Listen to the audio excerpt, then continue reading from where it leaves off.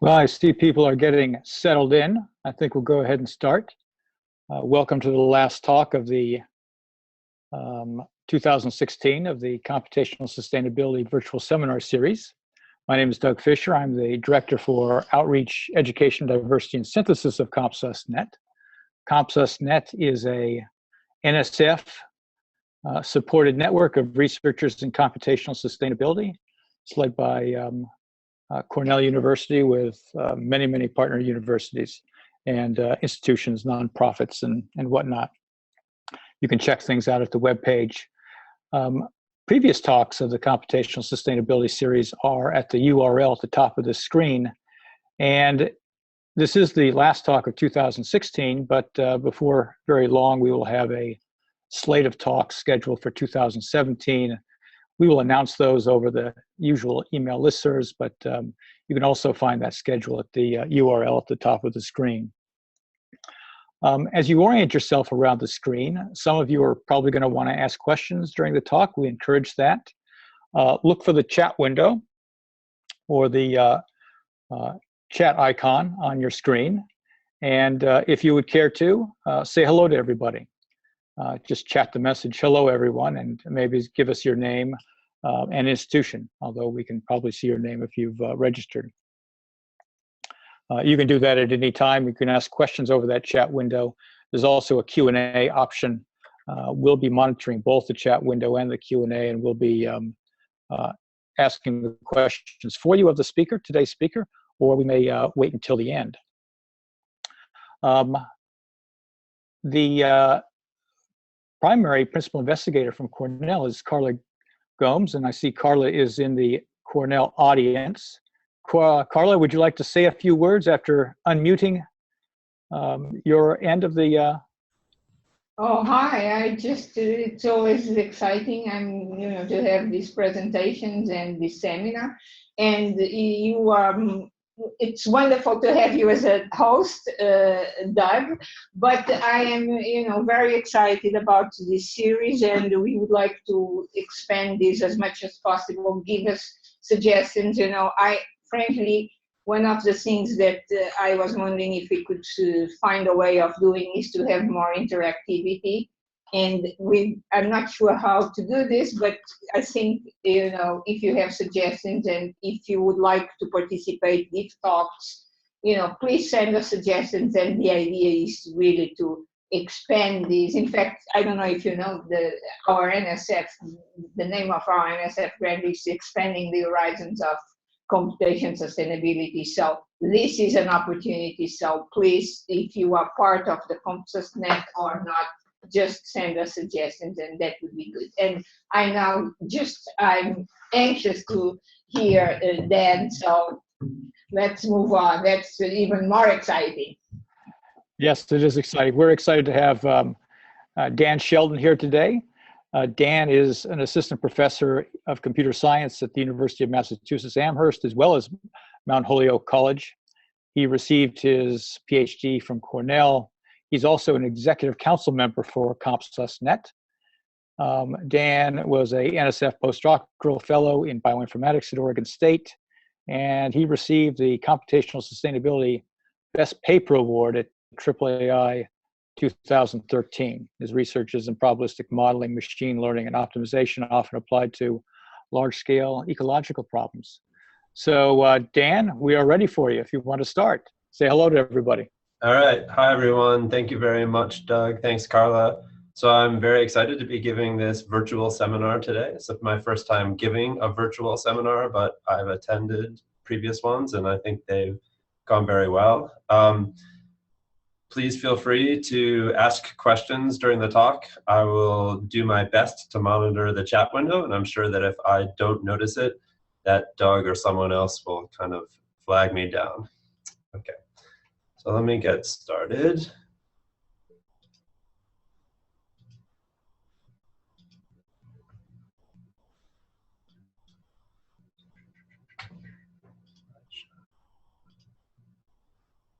Okay, can everybody see the slides?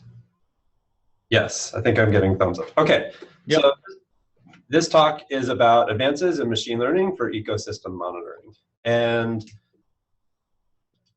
of course, the background of this is we all know that ecosystems are under threat from things like climate change and human development.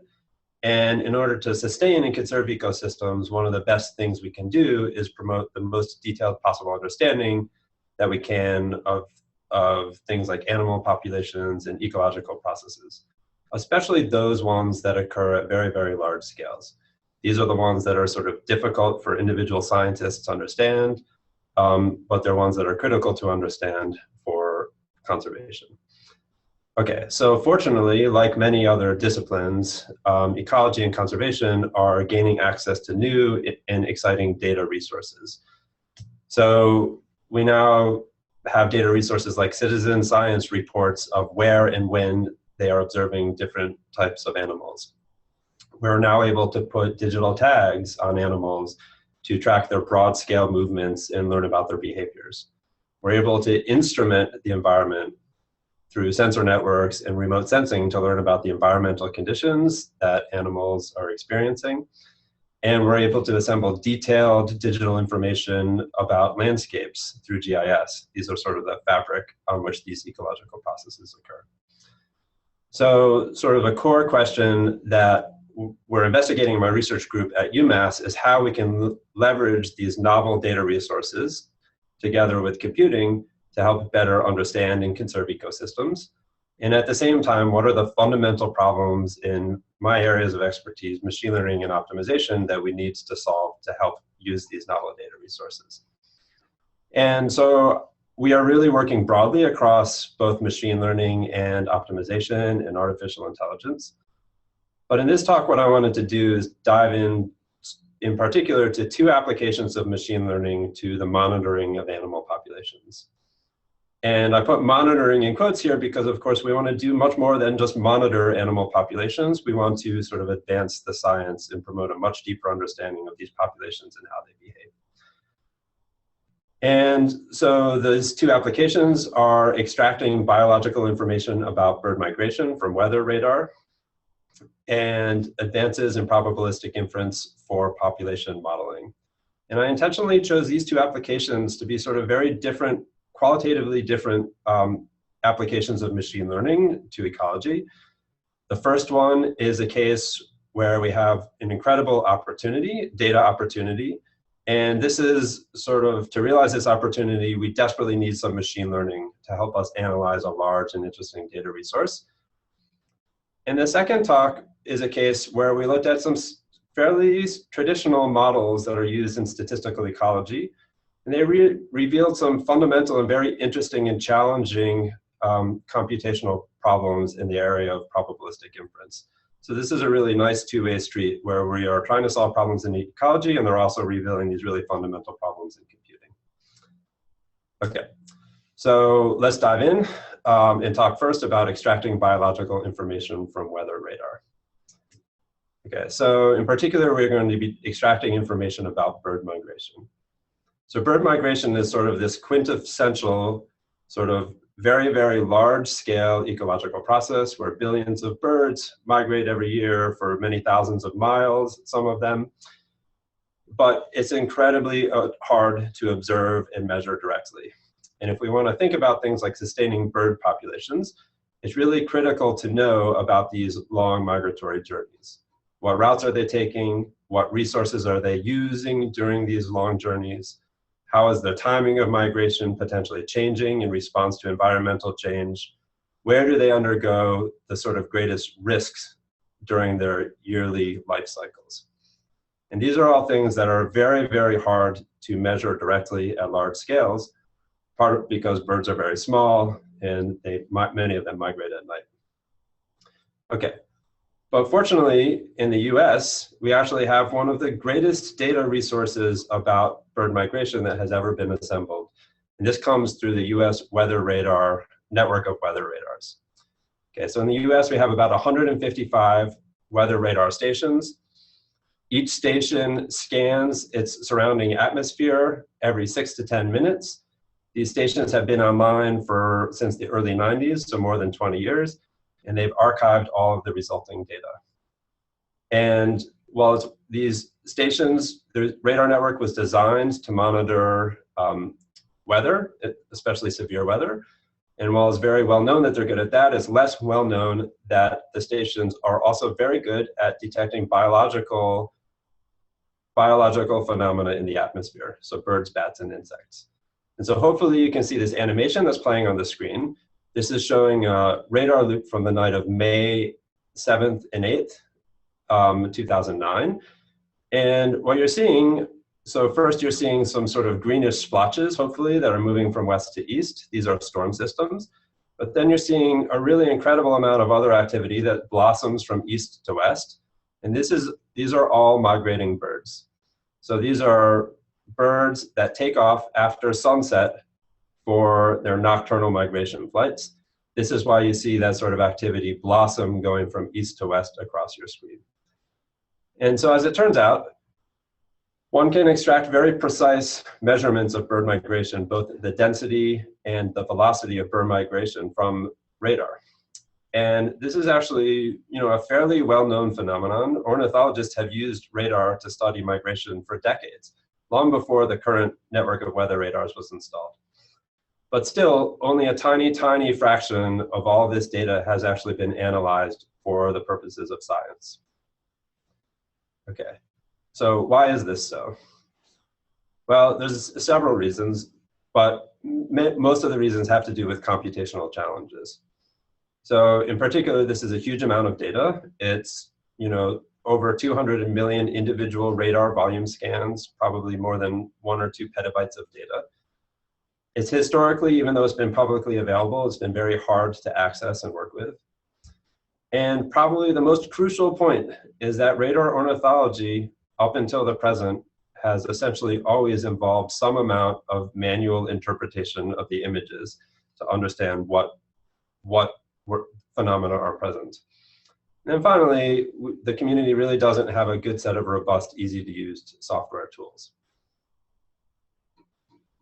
So, as part of an interdisciplinary research project called BirdCast that's, just wrapping up, but has been going on over the past 5 years or so, together with UMass, the Cornell Lab of Ornithology in Oregon State, we've been pursuing an interdisciplinary research agenda to help overcome some of these challenges. And specifically, our goals are to develop fully automatic methods to unlock biological information from the entire radar archive. Okay, so this involves developing machine learning and computer vision methods to automate the manual steps in radar ornithology pipelines, development of new radar algorithms, specifically using probabilistic inference to infer velocities of migrating birds from radar data, and developing better software tools. And finally, last but not least, developing tools to visualize and conduct biological analysis on the resulting data that we get out of the archive. And so what I want to do now is just take you through sort of a brief tour of some of the workflows, and particularly some of the machine learning challenges in the machine learning work that we've been doing within these workflows. Okay, so the basic idea is that we start with national radar data. This is this sort of mosaic map that I just showed you, and you've probably seen before. And this map consists, this is one snapshot of weather radar. And this consists of about 150 individual volume scans. So each radar station conducts these scans of the surrounding atmosphere, and it returns information. One of the types of information it returns is reflectivity. This is the sort of standard radar product. It's a measure of how much stuff is reflecting radio energy back to the radar. But it also returns some information about velocity, which I'll come to talk about in a bit. From these sort of raw volume scans, we produce these profiles of migration intensity and velocity. And so here we have 3 profiles. Each is showing, on the left, for example, you see on the vertical axis, you see height above ground level. And on the horizontal axis, you see mean reflectivity. So this is the amount of stuff, in this case, migrating birds present at each one of those elevation levels. We also produce similar elevation profiles for velocity, the heading and speed of the migrating birds. Our goal is to do this for each of the 250 million or so archived volume scans. And this now represents sort of usable high-level information about migration that we can use to answer many, many biological questions. Once we have this raw data, we then can conduct visualization and analysis like this, this map showing histograms of migration density and velocity in the Gulf Coast of the US. Okay, so what are the machine learning challenges? So much of this uses sort of fairly well-known techniques, but there are two particular machine learning challenges, one of which you probably guessed already. So the first machine learning challenge that I'll talk about today is velocity inference. So how do we take this partial velocity data that the radar gives you and actually infer this complete information about the direction and speed of migrating birds? And the second one, which is the one that you may have guessed and is a crucially important one, is automated screening to make sure that the data we're analyzing are actually birds and not precipitation or any of the other things that can be in the atmosphere reflecting radio energy back to the radar station. Okay, and I'll talk about each of those in turn. Okay, so let's first talk about velocity inference. So, so radar doesn't just measure reflectivity, it also measures this other product called radio velocity. So what is radio velocity? Radio velocity is the speed at which targets are either approaching or departing the radar, and the radar can measure this through the Doppler shift of the returned radio energy. Okay, so in particular, suppose we have a bird, it has some true velocity, and the radar beam hits it from some oblique angle. Radio velocity measures the component of the velocity along the direction of the radar beam. And however, we don't observe any information about the orthogonal component, so we only have partial information about velocity. Okay, so we visualize radio velocity data like this. The radar station is at the X in the center of this image, and what we're seeing is in these colors, all of the pixels that are colored green are places where the targets are approaching the radar. They have negative radio velocities. And the red pixels are targets that are departing the radar. They have positive radio velocities. So even though we only have partial information about each individual pixel, we can infer from the sort of global pattern here that we're seeing a fairly uniform field of birds migrating in this direction, northeast to southwest. Okay, so that you can see that we have some power to infer the velocities of migrating birds by looking at this data, but how can we actually solve this problem sort of quantitatively? And it turns out that we can use as a starting point a velocity model that's actually quite an old velocity model, and it goes like this. So it's called the uniform velocity model. Let's assume that all targets at a given elevation actually have the same velocity vector w. And now let's imagine the antenna of the radar beam sort of rotating around, and let's see what the radio velocity looks like when the antenna is at angle phi. So it turns out that the predicted radio velocity as a function of the antenna angle as it's sweeping around is actually very easy to work out using some basic trigonometry. It's a nice sinusoidal function. And if we look at real data, it turns out that this is a very good predictive model. And in fact, our sort of velocity components, u and v, from our velocity vector are actually encoded directly in the form of this sinusoidal function. So all we really need to do is find the two parameters u and v that give us the best sinusoid to fit the observed data. So it's very nice. This is generally fairly easy, sort of in traditional settings. Okay, so where is the machine learning problem? The machine learning problem comes in because I haven't told you the whole story yet about velocity data. So there's another source of partial information. And I've been showing you these pictures of radio velocity that look like this. But in fact, the measured velocity data are actually look like this. They have a problem known as aliasing. Aliasing comes from a sort of fundamental ambiguity in measuring frequency shift of the returned radar energy, so that it cannot, essentially the velocity measurements wrap around at plus or minus 11 meters per second. Okay, so in this picture, we see targets that are supposed to be dark green, meaning moving quickly towards the radar, actually show up as sort of light red, moving somewhat quickly away from the radar. And if we look at how that impacts these sinusoids, instead of having this nice beautiful sinusoid function that looks like this, Instead, we get one that wraps around at these boundaries of plus or minus 11 meters per second. So this makes actually the inference problem much more difficult. And traditionally what people have done to solve this problem is actually to apply these de-aliasing methods to try and correct the data before estimating the velocity. So we observed that this would be better treated as a probabilistic inference problem, in particular using a graphical model. So what this means is that we can write a graphical model where we have hidden variables to represent the velocity vectors at different heights above ground level.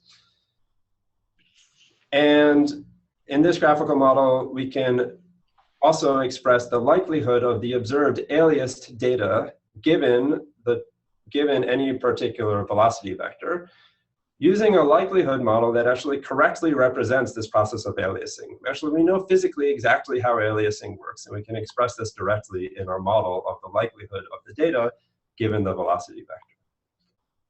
Okay.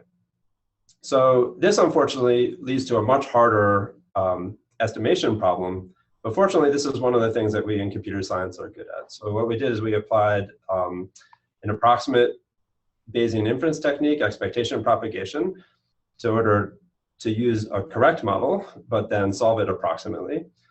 And we found that the results were much, much better than, there was a payoff for doing this. It's worth using a good model and approximate inference. If we do so, we're able to correctly de-alias data and estimate the velocity vectors much more accurately than existing techniques. Okay, so that's sort of one machine learning problem. I want to turn and talk briefly about the second sort of very pressing problem of automating human steps in radar ornithology pipelines. Okay, so this is based on the fact that usually the first thing that happens before an ornithologist uses radar data to address their problems is they look at the data and they throw out anything that they're convinced is not bird migration. And basically, the premise here is that actually people are actually quite good at detecting visual patterns in radar data. And on the right, you see some examples. You can probably become pretty good at this yourself with a little bit of practice. On the top row, we see some radar scans that are rain. On the middle row, we see some radar scans of bird migration. On the bottom row, we see some radar scans that probably include bird migration, but we see a particular type of radar clutter called anomalous propagation. And typically what we want to do is reject those scans on the top and bottom row and exclude them from analysis and only use those ones in the middle row. And so, we have a short-term goal here, which is to train machine learning methods to replicate what humans can do. But also we have a much sort of longer-term goal that, traditionally in the sort of radar community, radars are thought of as these well-calibrated, very precisely calibrated scientific instruments. And the data are usually analyzed using sort of fairly low-level techniques that are closer to signal processing than machine learning. And our belief is that there's a huge amount of information about atmospheric phenomenon that is encoded in visual patterns in these images. And that by developing sort of visual recognition pipelines to analyze these images, we can really promote a much more detailed understanding of much more detailed and automated understanding of atmospheric phenomena than we currently have.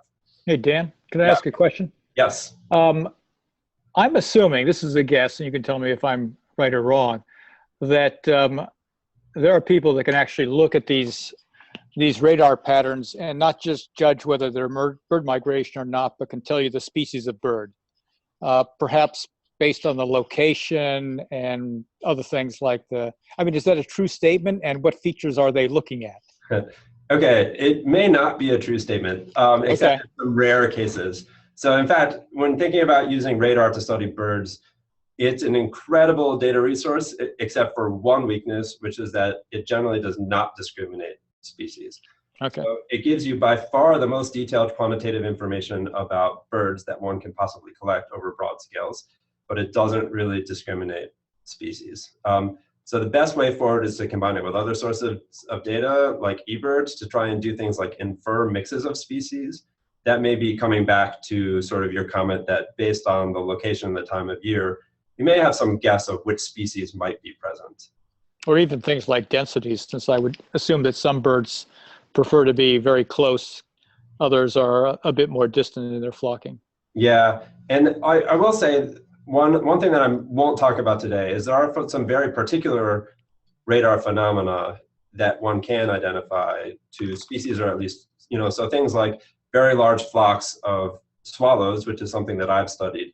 They form a very distinctive pattern in radar when they sort of take off from their roosting sites.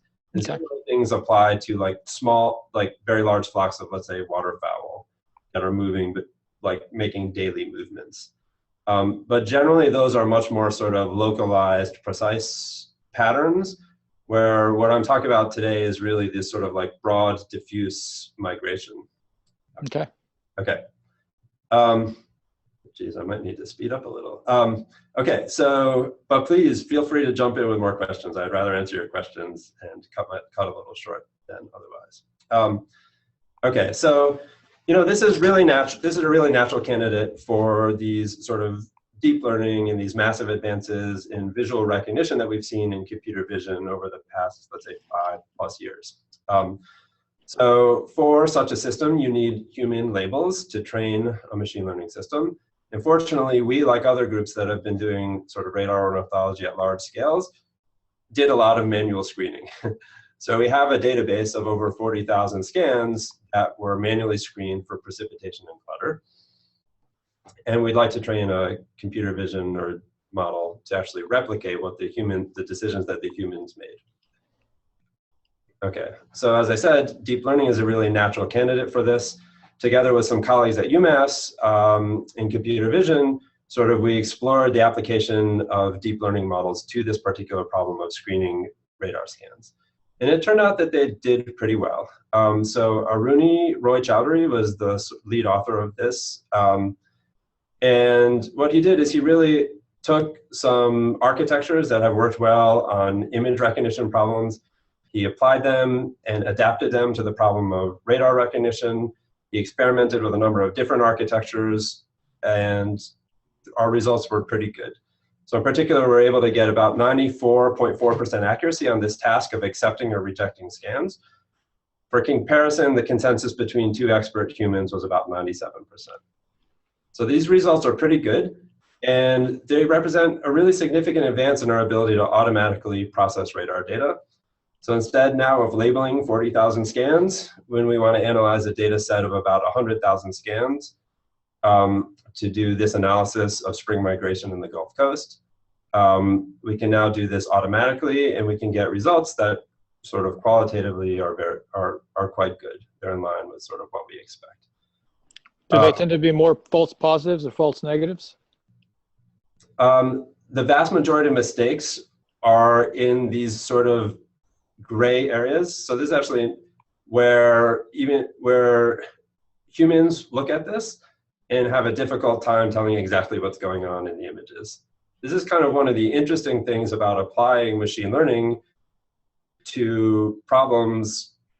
Many of our applications of machine learning are very, very concrete classification problems. Is this a car or an airplane or a person? But what I've discovered is many applications of machine learning in ecology, or at least in radar, you see these sort of diffuse, often humans are much less certain as to what the right classification is. So what we see are let's see, we see some missing very small bits of rain, and we see classifying light, sometimes we see classifying light biological targets as rain. I guess, let me tell you a little bit about sort of the direction we're headed with this. One of the things, if you haven't sort of dived very deeply into these sort of visual recognition pipelines that you might not know, or by this point maybe many people do know, is the fact that most of the current recognition models are actually based on this idea of transfer learning. So we have these very large convolutional neural networks, and it's not the case typically when we apply them to a new task that we're training them from scratch on the new task. Usually we start with these very large models that have been pre-trained on a large data set of natural images, by which I mean photographs. And then we just adapt them by fine-tuning them some amount on our new data set.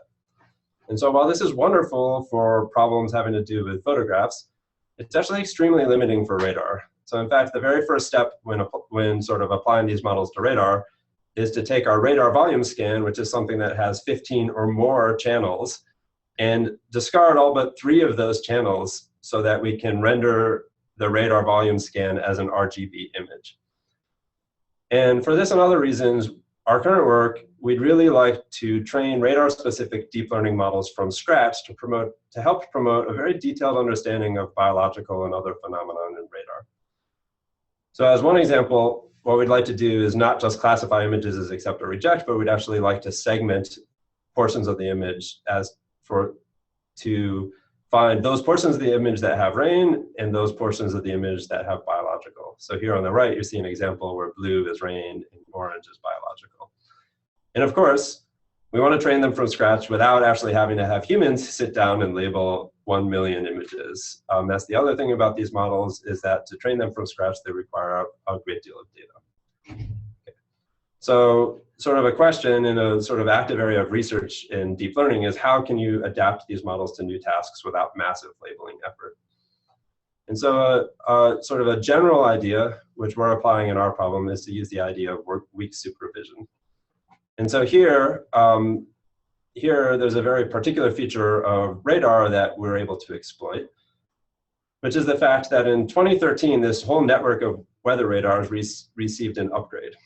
And they received an upgrade to have dual polarimetric technology.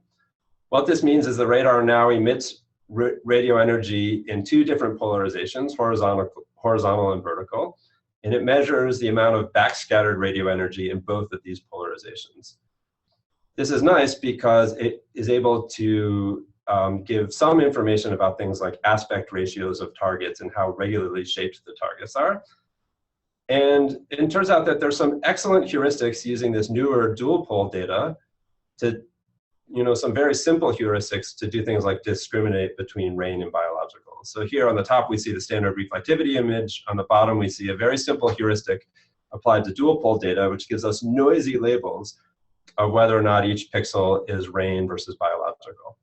As you can see, it does a pretty good job, but if you can see, I don't know how closely you can see this, there's quite a lot of sort of noise in terms of blues mixed in with this part that's supposed to be orange. And so the types of things that we're working on is now we have these incredibly abundant sources of noisy labels, and we're training models to use the legacy data to try and predict these noisy labels. And so far with pretty good preliminary success. So on the right, you see now some predictions made from legacy data using models that were trained with this large source of noisy labels. And in fact, in some of our preliminary results, we're able to get predictions using convolutional neural networks from legacy data that are actually more accurate than these dual pol heuristics that we're training them on. Okay, so now I'll sort of wrap up the section on radar by showing you just some of the visualizations. And this is really meant sort of as a proof of concept. Remember, our goal is to analyze very large parts of the archive data to extract biological information. And if this video works, it's going to show you like a teaser of what we hope we'll be able to do on very large scales soon. Here we took data from one night across the entire US. This is with colleagues Kyle Horton, Andrew Farnsworth, and Garrett Bernstein, my student. And we actually measured from each station the density and velocity of migrating birds. And we're showing how this is changing through the course of the night. You see the radar data underneath, and at the same time, we're using the measured density and velocity to sort of simulate the flow or movement of these particles as if they were actually birds migrating. So this is important not just to create nice visualizations of bird migration, but also, when one is analyzing this massive data set, it's very important to develop visualizations to sort of help sort of iterate through the scientific process. Okay, so I was going to move on and I guess I'll talk quickly about probabilistic inference. I wonder if there are any questions about the radar section of the talk before I move on. Anyone who has questions who doesn't have access to the mic can post to the chat and we'll relay them. Okay. So, all right. So if there are no questions, I will move on. And so let me talk about the second part of the talk, which is, if I can get my slides straight. Okay, advances in probabilistic inference for population modeling. Okay, and in this part of the talk, we're going to be focusing on a sort of very different flavor of thing. I'll be looking at, sort of traditional statistical analysis models for analyzing data from surveys to try and estimate things like population sizes and demographic parameters of animal populations. And I guess the main message I want to convey here is that while looking at these sort of traditional statistical ecology models, we found these really interesting and surprising computational challenges, unsolved computational challenges having to deal with latent count random variables. And we're going to zoom in and talk about these specific models, but I don't want you to think that we're only narrowly interested in these models. The context here that I want to set this in is that as sort of our data resources are growing and growing and growing, these models are sort of the core building, some of the core building blocks of estimating animal populations. They're becoming components of growing more and more complex models that are applied more and more broadly, and sort of the computational properties of these models really matters. Okay, so let's talk about a specific model. So this is a model called the N-mixture model by Andy Royal, who is actually participates in CompSosNet. He originally developed these in 2004, and it's a really nice model. It has a nice story that goes with it. So the story is an ecologist would like to estimate the number of animals in some discrete patch of habitat. Let's let N be that number of animals. A priori, this number N can be any non-negative integer. So we're in the realm of probabilistic modeling. We'll say that this prior distribution is a Poisson. And of course, an ecologist can't go and directly count the number of animals. She has to go and conduct surveys. When she conducts a survey, she only gets a noisy count. She only is able to count some of the animals that are actually present. So she may go conduct 3 surveys to get counts Y1, Y2, and Y3, for example, 3, 1, and 2. And our assumption is that each time she goes, she's able to detect each individual animal independently with probability alpha, so that the count yi conditioned on n is binomial, where we flip a coin n times for each individual with probability alpha. Okay, so of course, what does the ecologist want to know? She wants to know how many animals there are. So how does she answer that question? We answer that through the posterior distribution. For example, what's the probability there are 5 animals given the data she observed? We can answer this using the standard computation. We write this as the joint probability divided by the marginal probability of the observations in the denominator. That marginal probability is something known as the likelihood. Of course, we can compute this likelihood. We simply have to sum over all possible values of n, the hidden variable. We have to sum this joint probability over all possible values of n. So while in the vast majority of models, this would be a very simple calculation. In this model, we have in sort of an immediate problem that doing this very simple calculation involves an infinite sum. And sort of more generally, if you look at models with latent count variables, none of our standard techniques that we've developed in computer science for doing exact inference apply to these models. And it turns out that almost all of our exact inference methods are sort of mathematically well-defined. They just involve these infinite sequences and sums. It's not clear how to implement these in finite time on a computer. So our observation and our contribution is that we were actually able to develop efficient exact algorithms for these models with latent count variables. And the key idea is to use probability generating functions as representations of these distributions within sort of standard inference algorithms. Okay. So I'll try to, in the remaining time, highlight some of how this works. I'm not sure how far I'll get. But of course, we're not just interested in this very small N-mixture model. We're interested in more general models. So the specific class of models that we'll talk about now are a class of models called a Poisson HMM. This is sort of a generalization of the previous model where I have abundance that is changing over time, n1, n2, up through n capital T. And my ecologist goes and conducts counts, noisy counts at each one of those time steps, let's say. So this is suitable for modeling time series of counts of animal populations. So zooming in even more specifically, we have to make some assumptions about this HMM. We have nt-1 as the number of animals in the patch at time t-1. We have to say what the distribution of nt, the number of animals at time t, is. So in this model, we'll assume that nt first consists of a number of survivors from the previous time step that's binomially distributed. This says that each individual survives independently with probability delta t-1. And then added to that are a Poisson number, distributed number of new arrivals to the population. Okay. And then we'll use the same assumption as before for the observations that yt condition on nt is a binomial random variable. So I observe each individual independently with some detection probability. Okay. And it turns out that this model is actually sort of appears fairly widely through ecology. It's most well known as the Dale-Madsen model, a generalization of Andy Royal's N mixture model, but it also appears in other places, for example, for modeling insect populations. Okay, so let's take a look at how we would do inference in the Poisson HMM. So let's look at the problem of computing the likelihood. Well, we can use the same principle as before. Mathematically, all we need to do is sum over all of the hidden variables of every possible value for each one of the hidden variables. And the thing we need to sum is the joint probability of all of the variables. Okay, and let's take a look at this sum. So in fact, there's kind of two problems looking at this mathematical definition of the likelihood. The first is, just like before, we have these infinite sums. But even if we didn't have the infinite sums, there would still be a problem having to do with the order of summation. And so in order to sort of talk about our solution, I'll have to talk about first this order of summation. So let me magically get rid of the infinite sums right now by just making an assumption that the variables are bounded. Let's suppose the maximum number of animals at every time step is 10.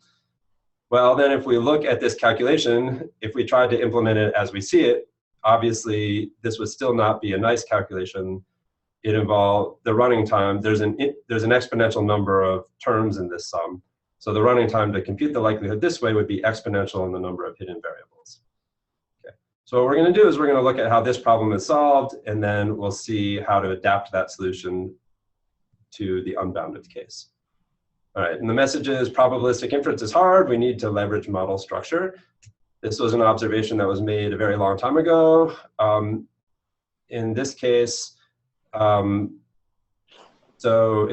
was, for this model, it was first made by Leonard Baum and sort of his work on HMMs, but more generally having to do with message passing and graphical models. Okay. So for this model, we have a very nice dynamic program to compute the likelihood that doesn't take exponential time, and is called the forward algorithm.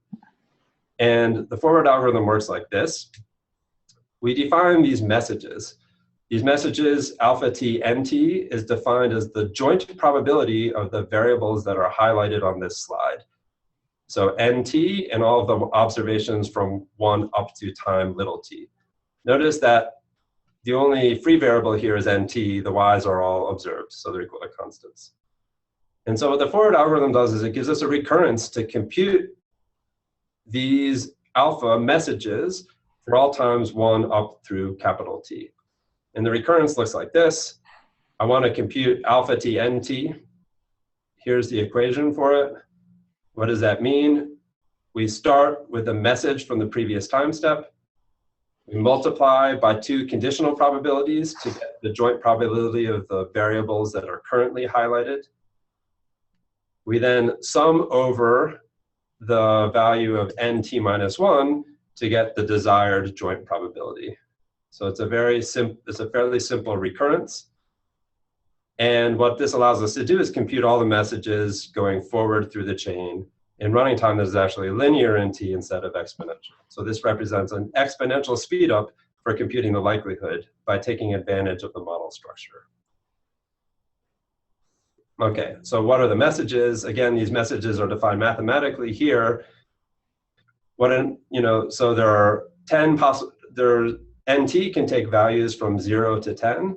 The message alpha t nt is an unnormalized probability. It simply assigns a non-negative number to each possible value of n. So we can think of these messages as being these data structures like this that are passed forward through this hidden Markov model. Okay, so life is good if our variables are bounded. We can take care of this first problem, the order of summation, but we're still left with a problem if our variables are not bounded, that we have infinite sums. This means our messages would have to be infinitely long. How can we actually deal with that? So the way that we deal with that in our work is through the formalism of probability generating functions. A probability generating function is a transformation of a probability distribution. In particular, it's a power series in some variable s. So a power series being an infinite polynomial, essentially, where the coefficients of the polynomial are simply the values of the probability mass function of this random variable x. Okay. So this is, at this point, is just nothing more than a transformation of the probability distribution. But you can look at this and this transformation uniquely encodes the probability distribution. For example, if I want to recover the probability that x is equal to n, one particular probability, I can do that by differentiating the probability generating function n times and evaluating it at 0. So these are some fairly well-known things. I won't sort of dwell on the details. But why is this helpful? So a priori, it's not clear that this transformation actually buys us anything. But the reason that it does buy us something is that sometimes we can get very compact representations in this transformed representation. For example, suppose that x, our random variable, is Poisson distributed. And if I actually plug in the Poisson probability mass function for these coefficients, I get an infinite sum that is easy to solve for any value of s. And in fact, I get that my probability generator is simply equal to e to the lambda s minus 1. So now this is important because it's a compact and exact representation of this entire infinite sequence of probability values. So how can we use PGFs for probabilistic inference? The idea is to take the generating function and use it is to take the generating function of something like the unnormalized posterior probability over n in our n mixture model, right? So that would be defined using the equation you see on the slide. And we can show that we can actually find a compact closed form representation of this probability generating function. And you can actually see the example on the slide. Notice that this consists of a polynomial with only 6 non-zero coefficients times this exponential function that involves exponential of a linear function in S. So this is a compact, exact representation for the unnormalized posterior. And for example, suppose we want to compute the likelihood by actually summing up all the unnormalized posterior. We can do that by just plugging in 1 for S in this equation at the top, and we can find that the likelihood that way. All right, so the question is, how do we find these generating functions computationally? And the answer is we're actually able to take the recurrence that we just saw for the forward algorithm and express the same exact recurrence in terms of generating functions. So what we do is we define the probability generating function, capital ATS, for this alpha message that we want to pass forward in the forward algorithm. All right. Now, let's suppose that we know the probability generating function for the alpha message at time t minus 1. That's a t minus 1s. We'd like to derive the probability generating function for the next time step. And I'll show, at least briefly, how to do that. So we introduce one intermediate step where we compute the probability generating function for the set of variables that are currently highlighted. We call this gamma ts. And I'll just show you the flavor for sort of how we get this. We get this by taking the previous PGF, at minus 1, and we evaluate it at this different point, delta ts plus 1 minus delta t. And I won't say explicitly how we get this, but this is expressing the fact that each individual from the previous time step has survived with probability delta t. Then we multiply by this exponential function, which is exactly the generating function for the Poisson distributed number of new arrivals. So this is using a standard fact about probability generating functions. When we add two random variables, we multiply their probability generating functions. Okay, finally, sort of conceptually, what we need to do is we need to now multiply by the probability of yt given nt. And one can show, and I'll refer you to our paper for details, that the way that you do that is with this equation. And I don't intend for you to parse the details of this, but if you look at this, you may notice that this involves operations very similar to the ones I showed for recovering the values of probabilities from the probability generating function. In particular, it involves differentiating sort of the previous function gamma t, yt times, where yt is the number of observed animals, and then evaluating at u equals 0, where u is this variable that's been introduced inside the parentheses.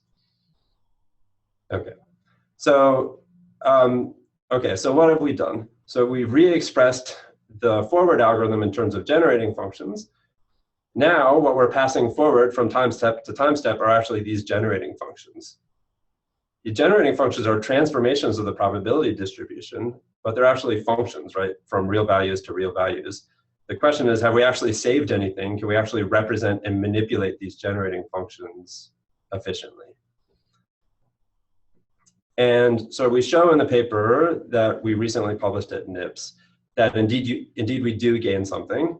We prove that all generating functions encountered in this algorithm for this particular model have a form that f of s times e to the as plus b, where f is a polynomial of bounded degree and a and b are scalars. So they have exactly this form that I showed you a few slides back of a bounded degree polynomial times an exponential function. And I can easily sort of represent this and manipulate it compactly. So I think in the interest of, okay, so this implies that we can actually implement and execute this algorithm in efficiently in time t y squared, where t is the number of time steps, y is the total number of the observed random variables. So okay, so this is a nice new algorithm. What is the implication for the original problem? Well, we can actually, this is now sort of the first exact inference algorithm for this type of models. And it turns out that it's actually much faster than the previous approximate algorithms that have traditionally been applied to this problem. So this plot is showing runtime on the y-axis versus a parameter that affects the magnitude of the counts in our models on the x-axis. The blue dots are the running time of our algorithm. The orange and yellow markers are the running times of these sort of approximate algorithms. This is on a log-log scale, so we're roughly 2 orders of magnitude faster than these sort of previous approximate algorithms. Okay, so I think in the interest of time, I'll skip this one. So this is a model that's very commonly applied to actually analyzing survey data. We did a case study where we applied our algorithm to those same models. One can do nice things like estimate parameters and infer the posterior probability over the number of animals at given time steps.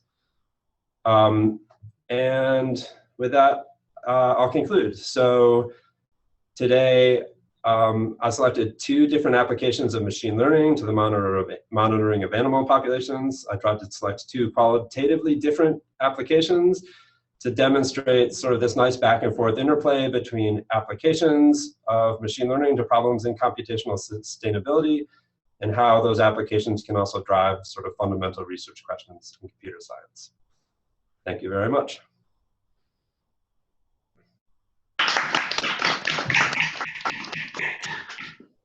Thank you, Dan. Are there any questions? I think Cornell has some questions. Well, this is very exciting work, Dan, and indeed, you know, I think you gave an amazing example of how by addressing a real problem, you came up with a very exciting technique that has, you know, in fact, you mentioned that you can have an exact algorithm that is better than approximations.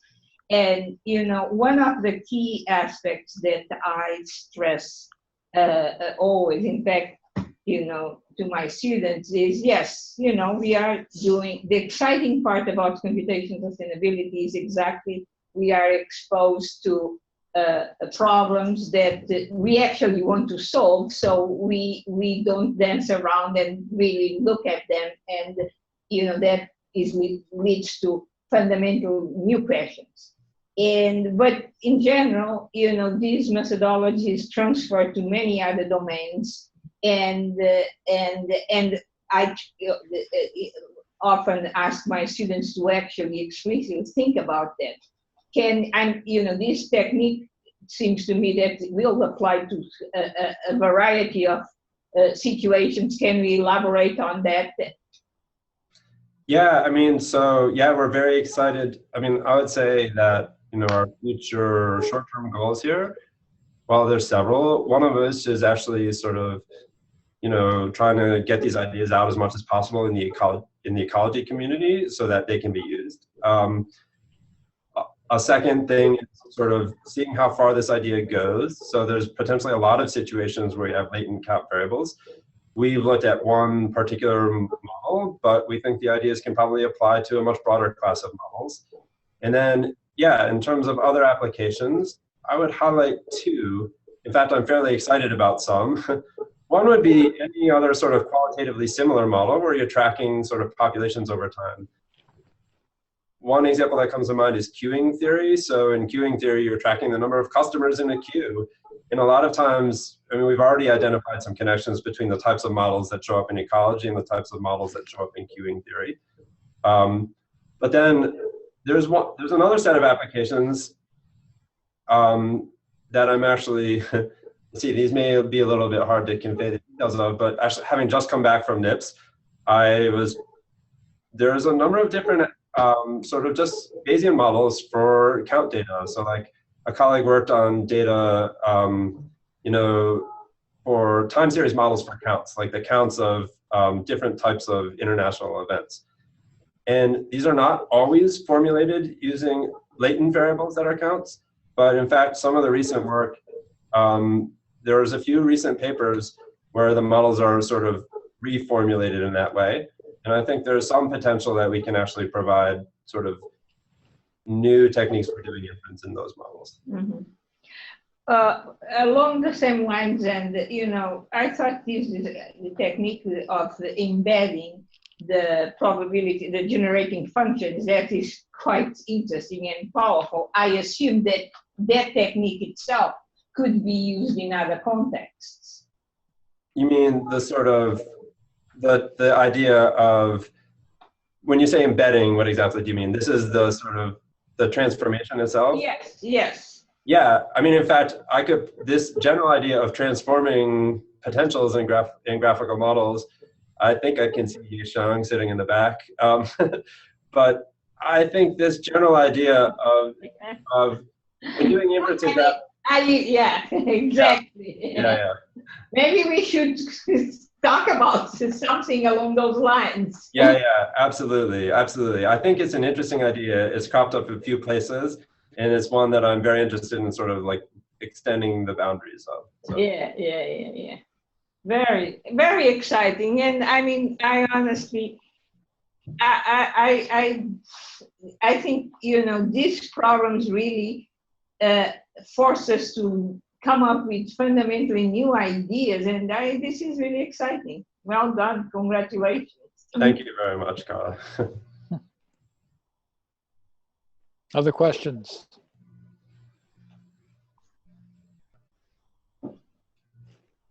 Well, Dan, I had a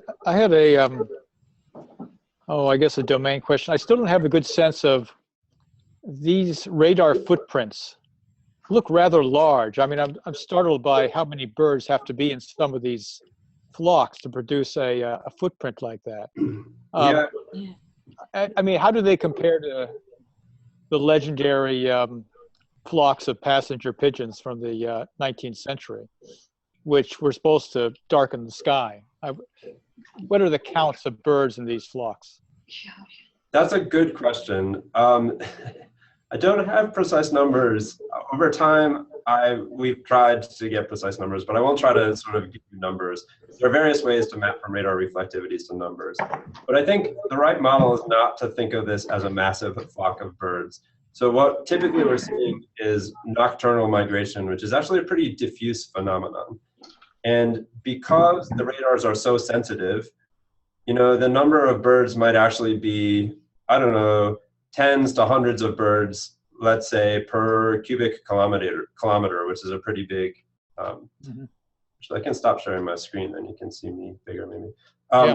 Yeah. So really, the phenomenon is probably best thought of as a pretty big and diffuse, maybe blanket of birds covering a lot of very broad geographical areas. And the reason is because they queue very much on conditions. So if the conditions are favorable, then birds, wherever they are going to take to the skies and start migrating, is one way to think about it. And they don't tend, as far as we know, I believe, I'm not the absolute expert in this area, to like really aggregate in large flocks when they're doing this. Okay. Dan, this is John at Caltech. I guess I have a somewhat follow-up question. So you kind of talked about the size of the reflectivity signal, and then you showed the sinusoidal model that after you correct for aliasing, there's still kind of deviations from that model. That would be kind of the scatter of flight within that radar patch. Yeah, and that's there's right. also the time evolution of that. It seems like there's several layers of data structure there that would probably be indicative of species. Understand there's probably a lack of labeled data with which to understand those structures. But is that kind of a future direction of understanding what kind of birds may be in those different images? So people would love to be able to do that. I think that there are some fundamental limitations. In fact, one of the things that I didn't really explain is that the radar data, as it's archived, is actually already aggregated so that basically each pixel that we get back corresponds to a volume of atmosphere that you can think of as roughly being, let's say, I don't know, 250 meters in one direction by like half a kilometer, 500 meters in the other two directions. So it's very possible and very likely there might be multiple birds of multiple species within each one of those pulse volumes, which is the finest grained sort of data that we get back. So I think already it's also sort of some aggregation over time. So I think there's a pretty massive loss of information. If you had the raw radar signals, what they call the level 1 data, and people do this with their own radars, they actually can if they own their own radars, you can get the very low level data. It's very likely can identify species of birds, and actually people can identify species of insects in some cases using these types of radars. But most people who use the US weather radar data believe that's probably a limit that we're not going to overcome anytime very soon.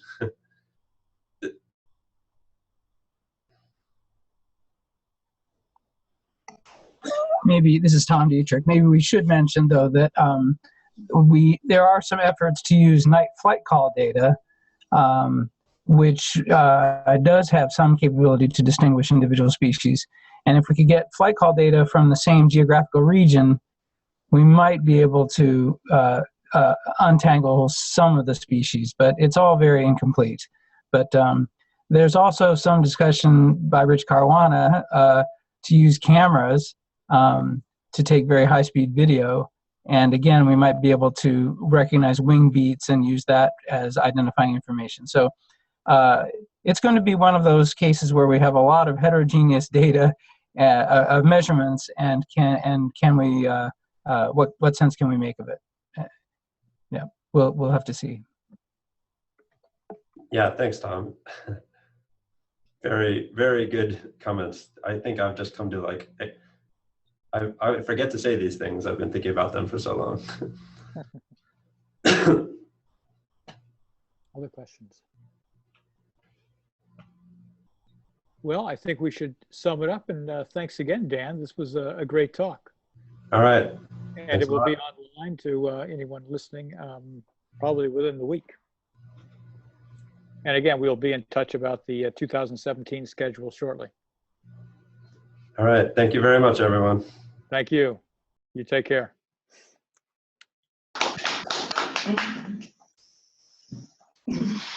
Mm-hmm.